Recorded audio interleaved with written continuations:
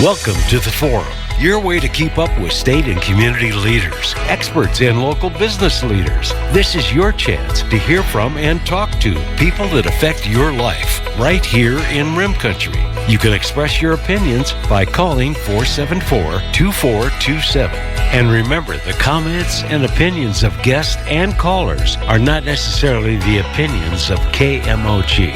Welcome to Rim Country Forum. Good morning, 5 minutes after 9 o'clock. Charlie Seraphin with you on the Rim Country Forum here on KMOG in Payson, Arizona, and around the world on KMOGcountry.com.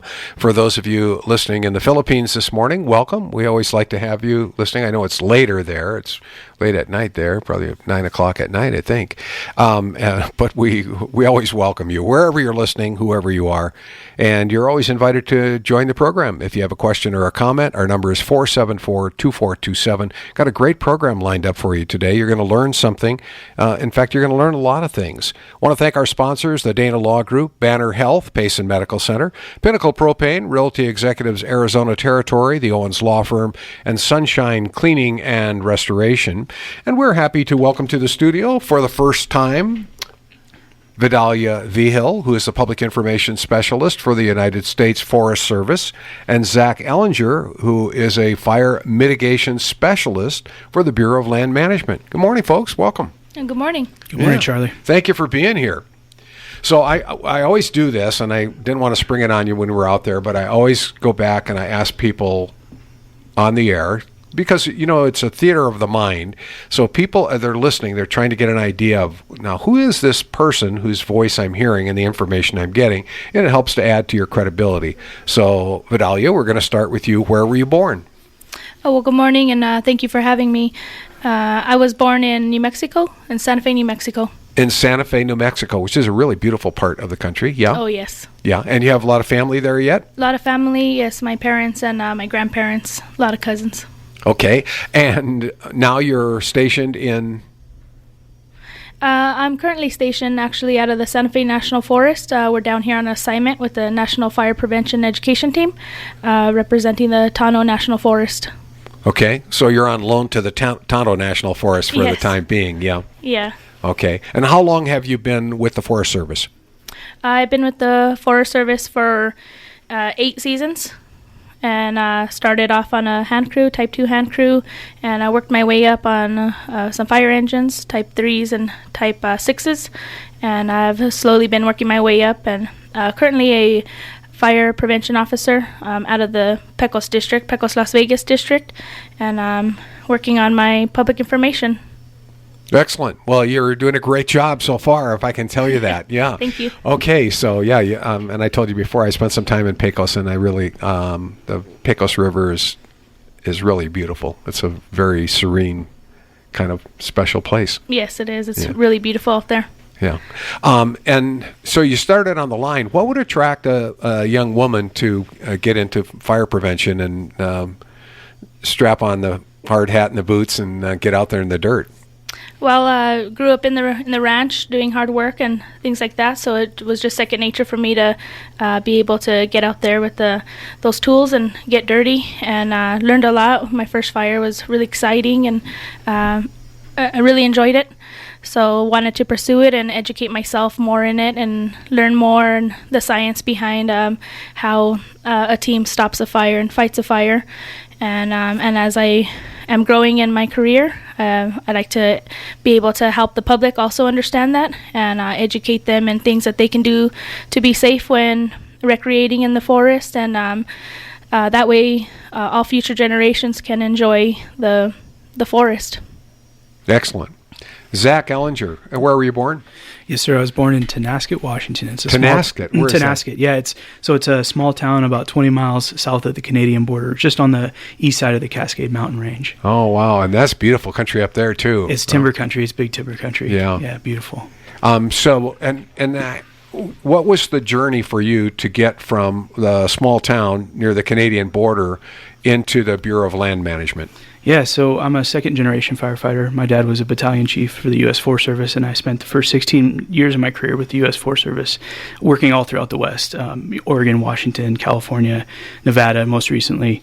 And then it was basically a promotion I couldn't turn down for the Bureau of Land Management. I've always worked for the Department of Agriculture, but the DOI, or the Department of the Interior, offered me to work on some skills that I wasn't able to work on with the U.S. Forest Service. They both have their merits, but they're just different. Right. What type of work did you do with the Forest Service? Yeah, so I started out on, just like Vidalia, on hand crews, fire engines, helicopters, and then after in 2009, I decided, putting out a fire is a reactive type of thing, but there's this whole division of firefighters who prevent fires, and so if we're going to be proactive, let's do something before the fire starts.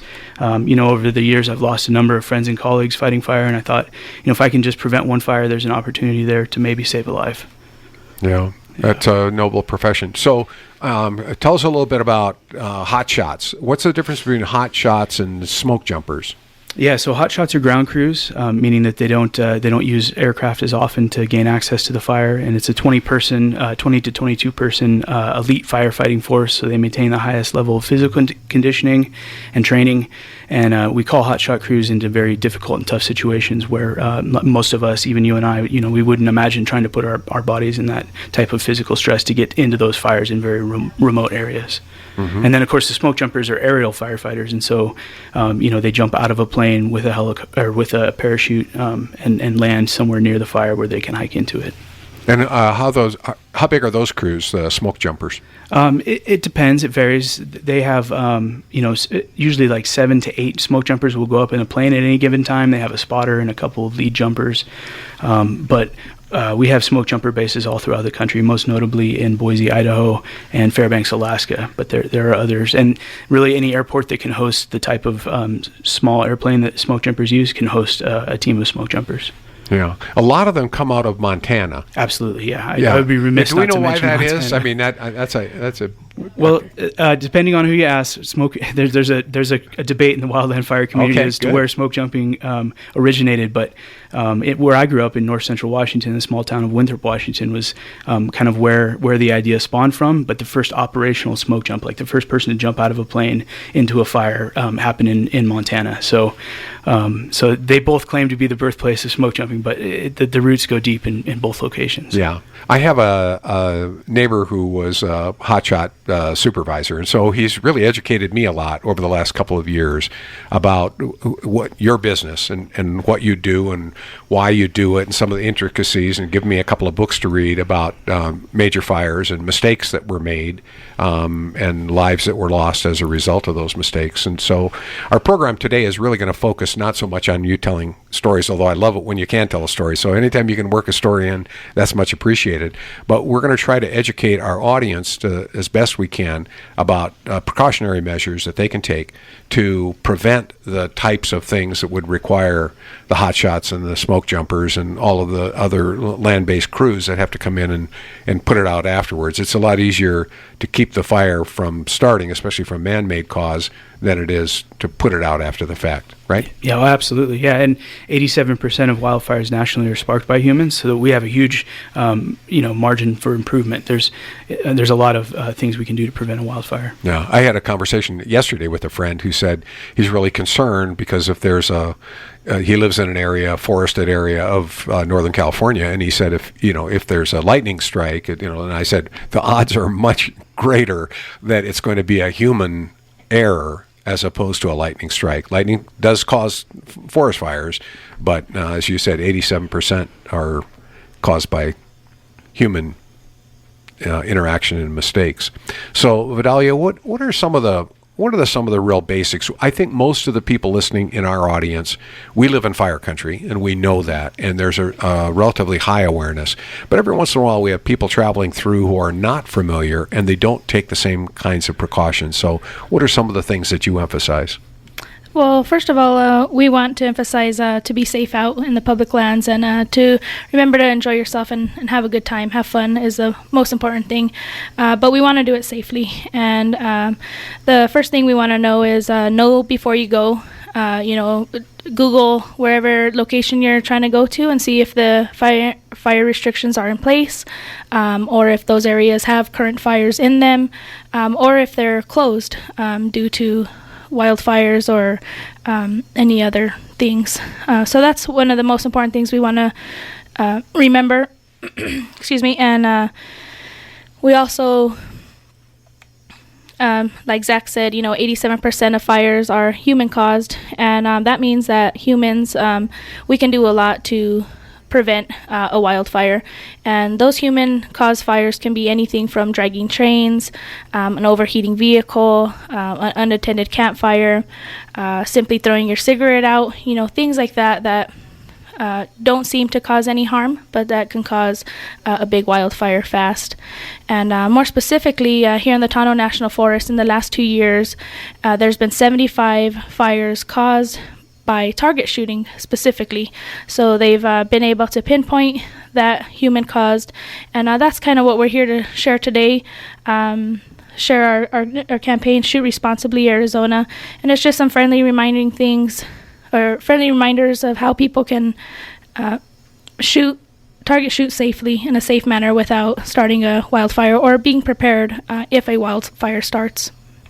Well, here in Payson, most of the responsible shooters are members of the Jim Jones Shooting Club, and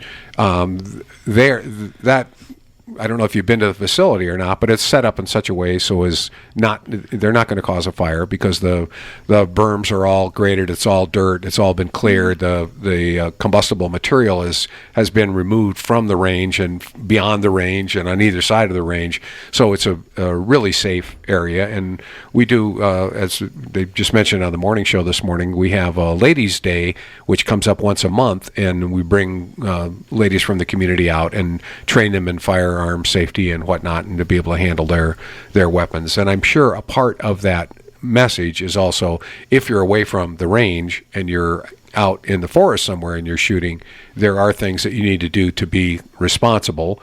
And let's kind of tick off a couple of those. So sure, how can you find an area where you can? Well, the other thing I want to mention real quickly is for the Tonto National Forest and Coconino National Forest and the whatever it's called, Sitgraves, pretty much all the national forests in our area, in the Rim Country, are under severe fire restrictions right now, right? Yeah, that's correct. So normally all public lands are open to target shooting, with the exception of the restrictions that you're talking about. And when the conditions just get so hot and dry that it's not worth taking the risk to do that, then they'll restrict that activity on a temporary basis. And is that restricted now in the Tonto? It is, yep. Okay, and I assume in the others too. For the most part. And the neighboring national forests. So shooting is restricted right now, but when shooting is not restricted and you can shoot, how do you do that responsibly?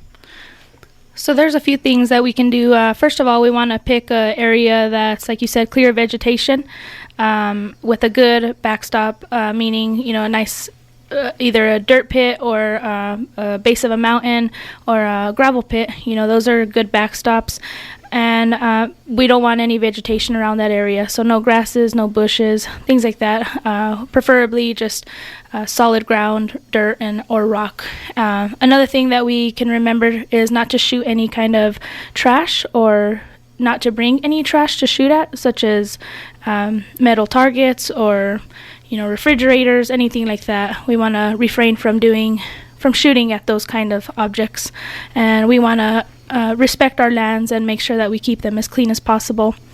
Some other things that we can do is be prepared for a wildfire to start. So bring a bucket, a shovel, a bucket of water, and possibly a fire extinguisher in case that you do start a wildfire. You can attempt to extinguish it.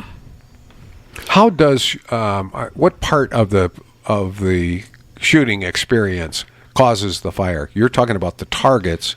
Is that the primary thing? Like you said, when you went back and analyzed all the fires in the Tonto National Forest, so many of them that were started by gunshots. What part? Where does it start normally? Yeah. At the shooter or at the target? No, it's always at the target. Yeah, that's a great question.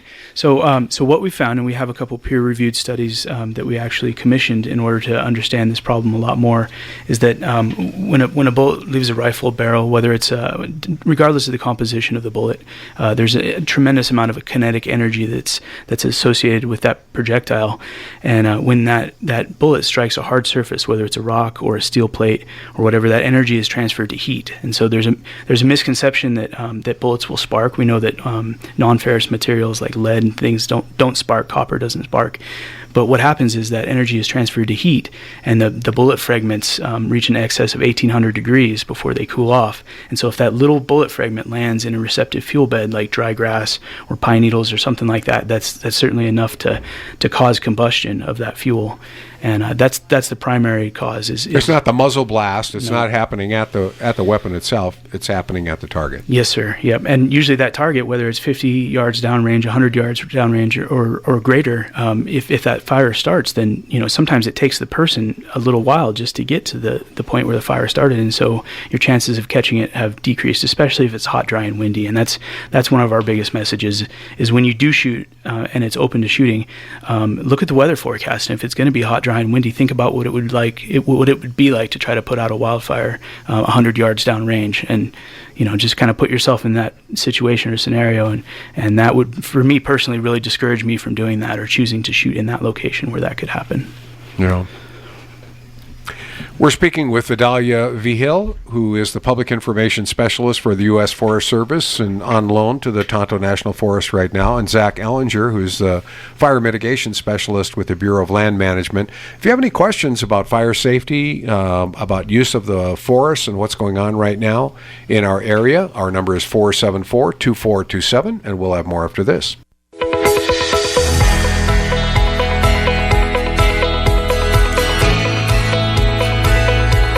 Good morning. Welcome back to the Rim Country Forum. Want to save a life?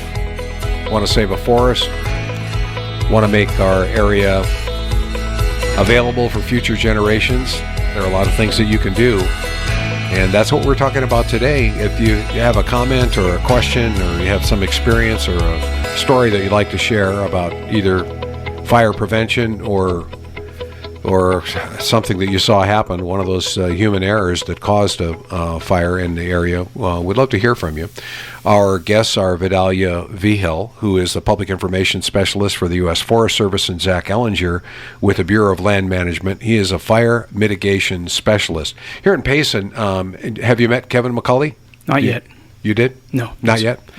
He is our fuels manager for the Payson Fire Department, and it's a relatively new position within the last probably year and a half or so. And his one of the big campaigns that we have within the town is called Firewise. So residents are encouraged to Firewise their property, and Kevin is the one who coordinates it and goes out and meets with people in different neighborhoods and residences and talks about cleaning up your property of underbrush and whatnot, and all the fuels and the flammable materials, which sounds a lot, Zach, like what you're doing as a fire mitigation specialist. So yes, sir. Yeah, we have preventing the fire, and then we have mitigating or lessening the impacts of the fire, and that's exactly what you just described. Is that when the wildfire does come from the forest into the community, people have done everything they can to prepare their properties to withhold that fire impingement.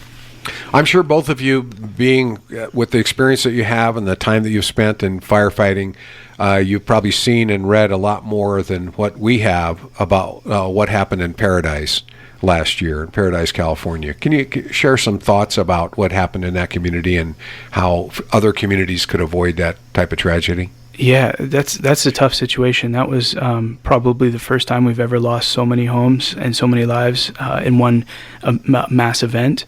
And I think it just kind of took the whole wildland fire community by surprise, to be honest with you. I mean, there were people that knew that the situation was bad in Paradise, but nobody ever really imagined that it could be the worst case scenario, as it turned out to be. As people expand from urban areas into more rural areas, there's a constant pressure on what we call the wildland urban interface, and that's where the forest or the grasslands or whatever the more rural setting is comes into contact with homes, right? And so there's inherently a conflict of interest there because the two don't always necessarily coexist very well. And fire is a natural part of the ecosystem, right? So we know that a lot of our western ecosystems are fire adapted, or at least they were before we started suppressing wildfires to the full extent that we do now. But getting that balance back and maintaining that balance between the needs of human beings to pursue all the things that we are our human rights, like happiness and all that, with managing and balancing and and maintaining a healthy ecosystem. Those are two very, very different things that, it's hard to find a compromise in an area of overlap.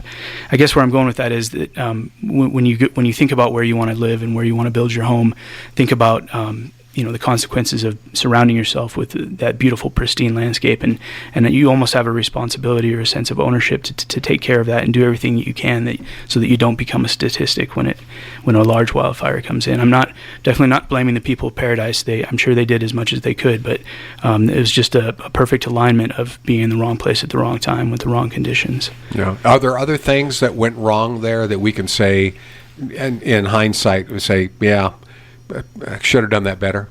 Well, probably some defensible space clearance. We call the home ignition zone. The first home ignition zone is right within the next to your house, the 5 to 10 foot area, making sure there's no flammable debris right around your house that can catch fire and then catch your home on fire. And then the second zone goes out to 50 feet. And then 100 feet, and just if you can take care of that 100 feet around your home, your home stands a much better chance of surviving a wildfire.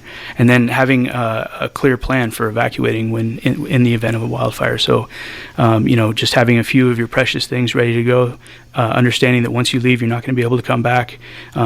And just listening to the firefighters when they come to your door and tell you that it's time to go, because we don't tell somebody that it's time to leave their home unless it's absolutely necessary. We don't do that as a precautionary measure. We do it when their life is in danger. So just heeding those warnings and having a plan is probably the best thing. The ready, set, do. go, right? Yeah, ready, set, go, exactly. Yeah.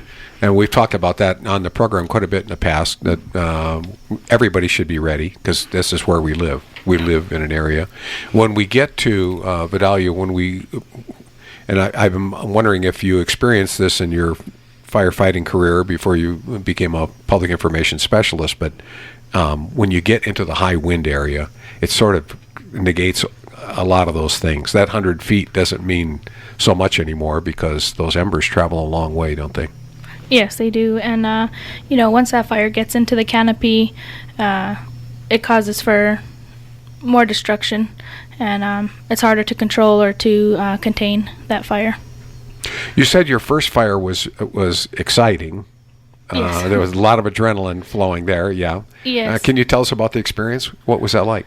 Sure. Well, actually, my first fire was in my hometown. It was the Tres Lagunas wildfire, and I was on a Swift crew, Type 2 crew, and we were the camp crew, so we weren't actually on the fire line.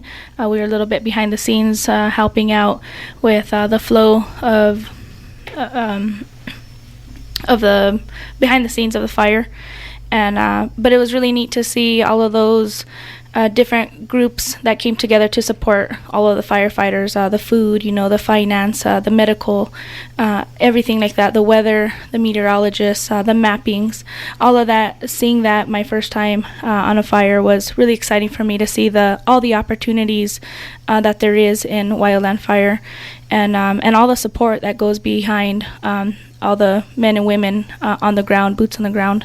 So that was the excitement for me, just realizing that there are a lot of other opportunities than actually fighting the fire. Yeah, we don't think about that. The average person, if you think about the firefighter, you're thinking about the person they got a shovel, a chainsaw, or whatever their equipment that they're carrying, and they're working the line. Right. But you don't think that in order for them to be successful, they have to have, well, what are the critical things that they have to have behind the scenes? You mentioned some of the services, but what Right. specifically? Well, mainly it's the support of the agency and their supervisors, making sure that the incident command system in place has a clear objective and goal, and strategies and tactics, so that the firefighters can go in and meet those objectives and reach those goals in a safe manner. So those are some of the key concepts that go into the firefighters and the people, the men and women on the line. Every fire is different too, yeah? Oh yes, every fire is different. Every area is different, poses different challenges. There's different hazards. Some areas are more urban interface, so there's more homes, and that poses a different type of hazard for wildland firefighters. Highways can pose a a challenge, and specifically the terrain. So, some of those fires, if they're caused by lightning, they're in areas that are not easy to reach. They're high on ridge tops, and they're far away from any kind of civilization. So those are different challenges in every fire. How do the crews, the managers, the people who manage fires, determine where they're going to try to make the fire line, where they're going to try to stop it as they see it coming? There's got to be a lot of calculation that goes into it, wind direction and temperature, humidity, all those things. But what are there some basic rules that they follow when they're trying to do that? Yeah, so fires are mostly influenced with the weather, obviously, and then the topography. So the steeper things are, the faster they burn uphill.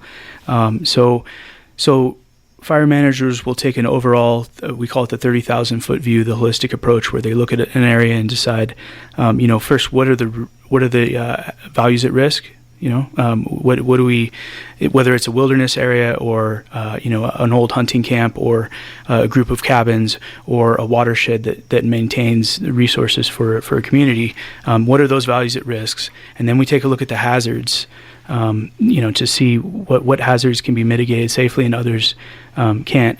And then we look at the values also, like risk hazards values. Yeah. So the hazards, then what is the hazard associated with mitigating the risk? So it's a risk hazard analysis first and foremost, because we're looking out for firefighter safety. We don't want to put anybody into a situation that they can't survive or be successful in. So that's the first part of the equation, and then the rest is just based off of experience. So some of the fire managers that have been doing this for a very long time understand that if a fire starts in this canyon at 4 o'clock, the winds are going to shift, and there's not going to be safe for people to be in there. It's called a diurnal wind effect, right? It's just a heating and cooling process that naturally goes on. So they try to take the totality of the situation and all those layers of information that they have and line them up and look at where we can make the best effort and gain the most ground in the shortest amount of time and in the safest way possible. Sometimes that's using highways as containment lines. Sometimes it's using natural features like a rock scree or an area that's devoid of vegetation. But you really have to do it for a long time to get an eye for it and understand where it's safe to put people and where it isn't. Yeah, and even with that, every once in a while, the calculation is off because something changes that was unexpected. A wind can change direction that doesn't follow the traditional pattern. Right? Yeah. Oh, yeah. We have those black swan events that just nobody could foresee, and fortunately, we have a just and learning culture, so we're always trying to figure out how we can do better the next time. But that has caused lives in the past, and every time that happens, every time a tragedy occurs, we stop, we take a tactical pause, and we reassess what we're doing, and then we learn from whatever mistakes that we can possibly learn from. One of the things that we learned here in Payson over the winter, we had a couple of snows, but one of the snows was a real heavy snow, and about, I think, 31 inches. I don't know if that was the official number or not, but that was the number that everyone threw around. And because of it, we lost a lot of limbs. A lot of trees were down, and a lot of limbs were down, both in town and in the surrounding area. And the explanation that I got from our plant expert was that the ground is so dry right now because we're in an extended drought that it's caused this, the trees to be weaker than they would normally be. Normally the limbs could withstand that weight, but this year they couldn't. And so given that and just what we saw in town, I'm sure as you get deep into the forest, into the Tonto National Forest, there's an incredible amount of fuel on the ground right now. Did they address that with you when you came into the area? Yeah, that's part of the situational background or the situational briefing that we get when we come in, and that really helps us build a common operating picture so that we're speaking the same language. Because where I'm from in southern Nevada, we can say it's dry, but it's the Mojave Desert, so it's always dry. So dry might mean something different to me than it does to you, and so that's part of building that operating picture is to describe what the conditions are like. And in areas of California, they've had, in Colorado and Wyoming, they've had bug kill. They've had the bark beetle infestations come in. We have that here as well. Yeah. And so, if you weren't from this area and you didn't understand just the massive amount of devastation that particular blight has put on the forest, then you would have no idea going into a firefighting situation that really you're surrounded by gasoline and there's everything's dead and ready to burn. So they did give us a briefing like that, and to explain that we have had this exceptional long-term drought and the impact that it's having on the fuels, and to help build that situational awareness, right? So we understand when we're talking to people that dry means something different to me than it does to you, and let's come up with a common framework of language that we can both understand. Given the fact that we are in the extreme drought situation that we're in, and dry means really dry, everybody can get that. What's your mission as you come through the area for both of you? What are how, when you go home, can you say mission accomplished? It's all about preventing those human-caused fires, so reducing the frequency, size, and cost of a human-caused fire, or even preventing one fire. Bringing in a fire prevention team is expensive, but even one single wildfire is more expensive than this entire effort. So if we even can say that we prevented one fire, then we know that we're doing the right thing. And it's hard to prove something that didn't happen, right? So we'll never be able to quantify that event, that non-event. But we do know that if we see a reduction in human-caused fires, we track statistically how many fires we have, and then we compare those numbers year by year, and we come up with a 10-year average, and we follow very closely what it is that's causing our fires, so we know where to focus our efforts. And so if we can see a reduction in a certain type of fire, for example, target shooting fires here in this area, then we'll know that we were successful. Did people not know about target shooting causing fires in the Tonto National Forest before? I think people that are big shooting advocates, they try to practice those safety tactics, but a lot of people don't know. A lot of people don't know that fragments from a bullet can start a fire, and they're not realizing how dry it is. And the percent of moisture in our fuels is so low that, like Zach said, it's easy to combust a fire out of a fragment of bullet. And those fragments can hold up to 1,400 degrees of heat. So that's quite a lot of heat that will definitely start a fire in fuels that are very dry. Mm-hmm. So I think a lot of people are not aware of this. Any one spark can start a wildfire, and that can come from anything. Two rocks banging together, and definitely a bullet striking a rock or a metal background. Yeah, you think about if you've ever started a flint type fire, it's a lot of work. Yeah. It takes a long time and practice to be able to get good at sparking and doing it that way. But a bullet fragment has it all over that. You've already got all the heat there, and with the dry combustible material that we have in all the fuels in the forest right now. Yeah. So if anybody listening, if you're going out shooting, go to the range, go to a safe area, and as Vidalia said earlier, make sure of what's in your background. And I think a lot of people probably don't know that. They probably see the muzzle flash and they think, oh, that's the fire part of the threat. Yeah, absolutely. Yeah. Let's go to the phone, say good morning, and welcome to the forum. Who's on the line? Oh, I'm sorry. You are? Okay. Wrong number? Good. Don't shoot. Don't shoot, whatever you do. Anywhere for you, if you don't.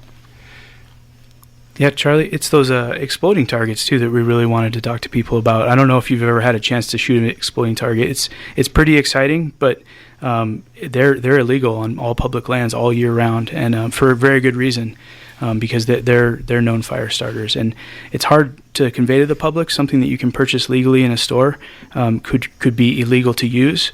But that's what we're really trying to tell people is on national forest land and public lands that belong to all of us, you don't have the right to make the decision to use something that could completely eliminate that resource for future generations. So, if we can talk at all about exploding targets. Yeah, and I don't have any experience with exploding targets, but I'm seeing the picture there, and I get a pretty good idea of what it is. So. Yeah, they're called binary explosives. They're two, and binary just means two different parts. So there's two different powders that you mix together, and then together they become explosive after they're struck with that bullet. That kinetic energy ignites them, and it's not an actual ignition in the sense that it doesn't burn. But again, that expansion of hot gases creates enough kinetic energy to superheat the air around the explosion, and it starts the grasses on fire. And so as much as fun as it might sound to, shoot something and then have it explode, you really have to think about the consequences of that. We've seen the gender reveal parties lately, where people want to reveal the gender of their baby, and they shoot a target, and some of that powder is either pink or blue.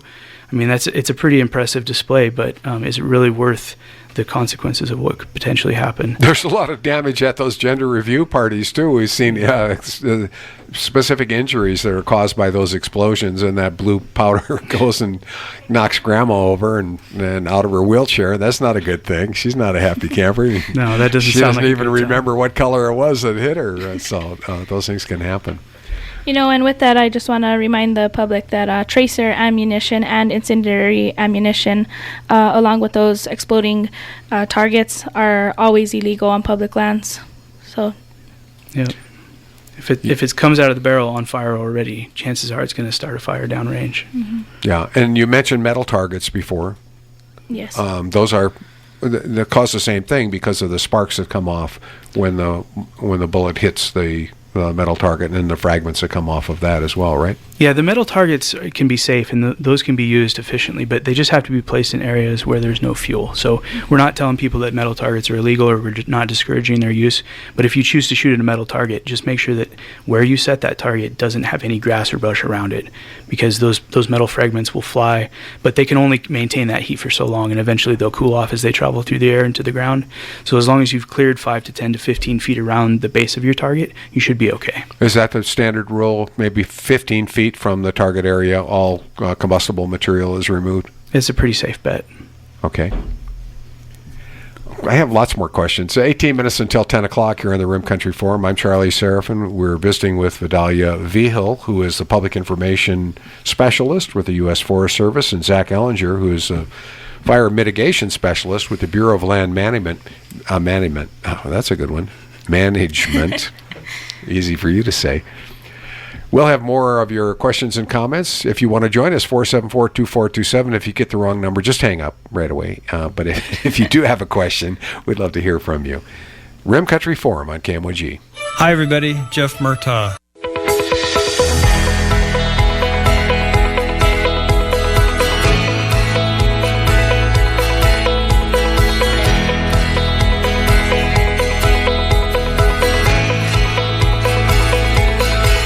You're listening to the Rim Country Forum. We just got a call from a lady who said she didn't want to be on the air, but she made a point that the Paradise Fire was caused by a transformer, not by the people who live in Paradise, not by human cause, and that the responsibility lays squarely on the utility, which I think was PG&E in California, and I apologize if I've gotten the power company wrong, but and that does happen from time to time. We have high voltage transmission systems that are located in the national forests. We have power transformers that are located in the forest because they have to have a stop down at some point, and sometimes the technology itself, if it's faulty or throws off a spark, and can ignite a fire, and that's a different situation than what we're specifically talking about today. Let's go into the overall, and I think most people listening, because we do talk about it a lot here on the radio station and in our neighborhoods and in our communities. But let's talk about some of the other fire restrictions, the things that are in place right now in the national forest surrounding Payson. Sure, Charlie. So we are currently in stage 1 fire restrictions, which means that there are no campfires unless they are in a designated area, provided a designated metal ring provided by the Forest Service. Also, there's no smoking in the Forest Service, or in the forest, unless they're in an enclosed vehicle or in a building or one of those developed recreation sites. And with this stage 1 restriction here on the Tano National Forest, that is, also no discharging of firearms or air rifles or gas guns. And there is an exception with that. If you have a legal hunting permit, you can discharge your rifle, but other than that, those are the restrictions in place. Okay, so again, 1, 2, 3. First one is no fires, no campfires. No campfires unless in designated rings or developed sites. Right. Stage 2 would be no campfires whatsoever. And then no smoking. No smoking, and also continuing no target shooting. Okay. And then there is a stage 3 that that's really pushing it, but we try to avoid going into stage 3 as much as possible, and that's either a partial or full forest closure. And we definitely don't want to get there. So as long as people are abiding by the restrictions in place, then when the weather conditions and field conditions allow for campfires and shooting to be done safely, those restrictions will be lifted. Got it. This pamphlet that you're distributing, you said you distributed a lot of them in the Valley before you came up here, and it's called Shoot Responsibly, Arizona. It's Smokey the Bear is on the bottom. I always like to see Smokey. What's the information that you're trying to provide, and who are you providing the information to? Yeah, absolutely. So with the realization and understanding that there are so many responsible firearms enthusiasts around, we really wanted to make them our advocates to help spread the word to maybe people who don't have that same outdoor ethic. Maybe they're new to camping, new to hunting, new to fishing, new to shooting, and they haven't spent a whole lot of time outdoors. When the COVID pandemic first hit, we saw an influx of people from a different demographic that didn't necessarily understand the general rules and precautions that most people who grew up spending time outdoors have. We call that the outdoor ethic. And so we were hoping that the enthusiastic people, the sportsmen, folks would help us spread this message. So we've been taking this One Less Spark, One Less Wildfire, Shoot Responsibly Arizona pamphlet out and taking it to outdoor retailers like gun shops, places where you can buy gear, and asking them if they would simply display this message for their customers and maybe hand out a pamphlet or staple this to a sales receipt so that the person purchasing whatever product understood that there are things that you need to think about beyond walking out the door of the retail shop with your new rifle that you really are excited to try out. Yeah. So that's the gist of the campaign. But there's other activities that start wildfires. OHV use from a spark arrestor that's maybe not catching those spark particles out, or a hot exhaust. You park your vehicle in tall, dry grass. You think you're only going to be there for a minute, but it's enough time for that grass to come in contact with the hot exhaust system. Those are the kind of things that we're going around and talking to people about. But we've been distributing this information all over the Phoenix metro area. The idea being that maybe those aren't the target demographic in the sense that those aren't the people that live and work in the areas, but they're the people from the city who are coming to those areas where people live and work and may not share that same outdoor ethic. So we're trying to get the information to them before they reach the national forest. One of the things that's a real hot topic in our area that has to do with outdoor ethic is trash. And both of you have seen it because you spent a lot of time in the forest, but it's just unbelievable. Again, the responsible folks who live in and around the forest generally understand that what you take in, you bring out with you. But there are a lot of people, and we like to blame the people from the valley, that just come without that ethic, and they just throw their trash wherever. And it creates a lot of problems. Oh, yeah. It causes a lot of problems to the environment, and it's a health risk for everybody. So sometimes, we don't have the recreation staff to go out to those far areas to pick up that trash. So, we want to remind people that whatever you pack in, pack it out, and just be respectful to the next person who's going to come in and use that area, and to the land itself. That trash can cause harm to our water systems and our watersheds, and also to animals. We can really hurt a lot of different species with that trash. And, there are also people who find those trash piles and want to shoot their guns into it, and their bullets, and practice their target shooting on that. And that just causes for even more problems. You could start that trash on fire, or just rip open a bag and disperse that trash all over, causing harm to the environment. So, I want to remind people, like I said, pack it in, pack it out. There are other places that you can take your trash, other dump sites, and properly dispose of of that material. It's not news to most people, again, who live in this area, but every once in a while, just as people in the valley will buy a new firearm and want to come out and shoot it, and they're not as familiar with safe shooting practices in the forest. But a lot of people will attach trailers to their vehicles for the first time. And I was amazed at the number of roadside fires that have been sparked by, and it's such a simple thing, but instead of securing your chain up high and on the trailer itself so it doesn't hit the roadway, or sometimes they don't secure it well enough and it falls down.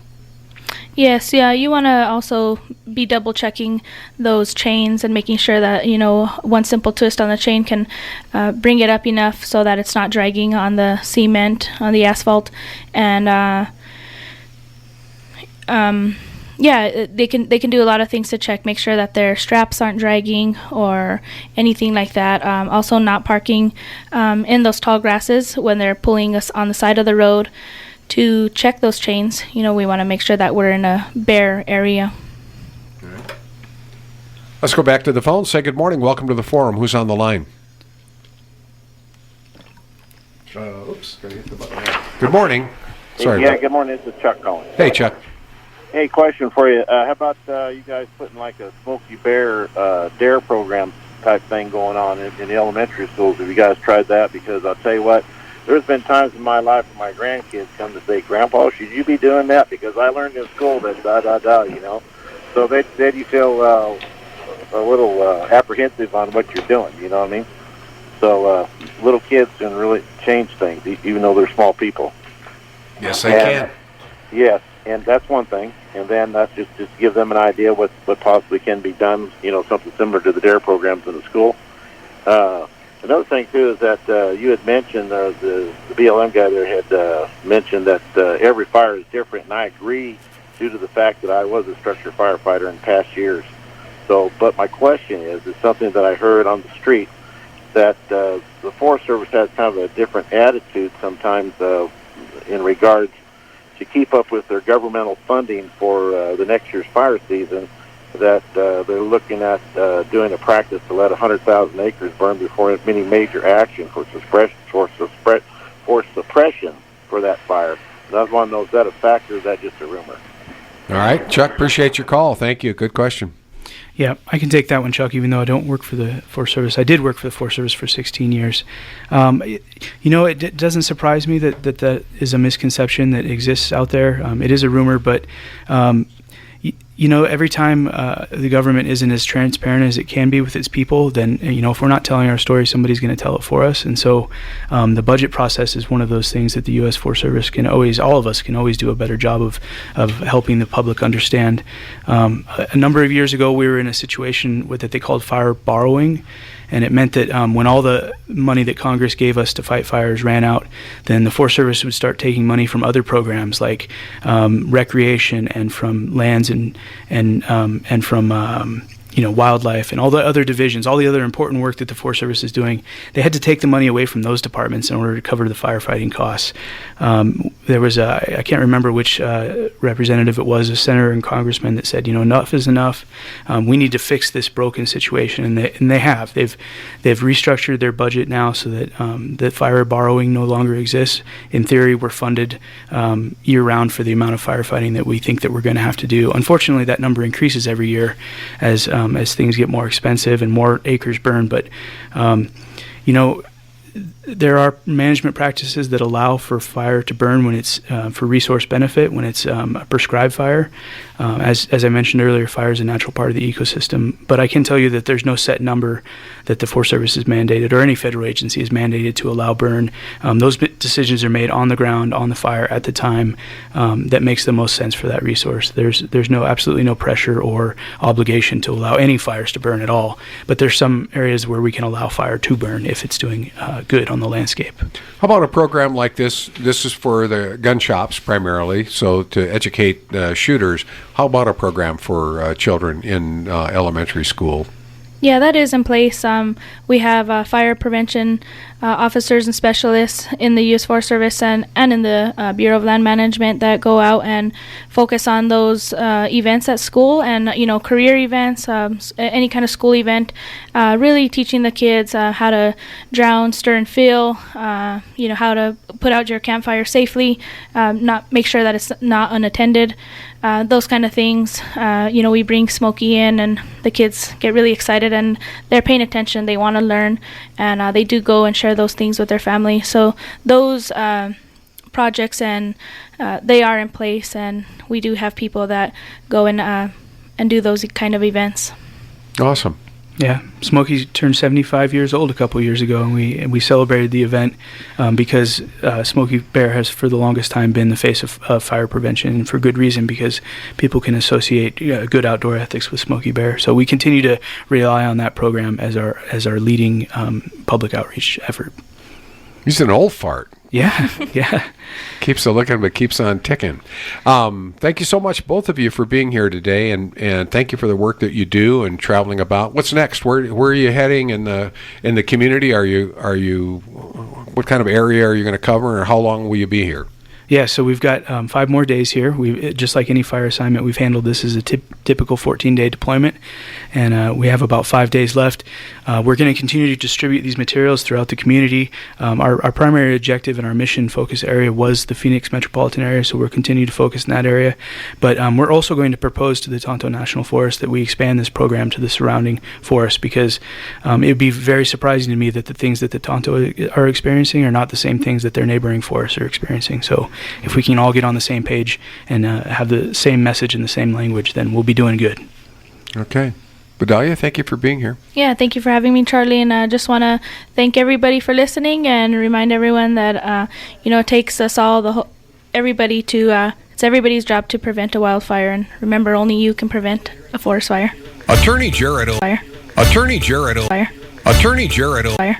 Attorney Jared O. Fire. Attorney Jared O. Fire. Attorney Jared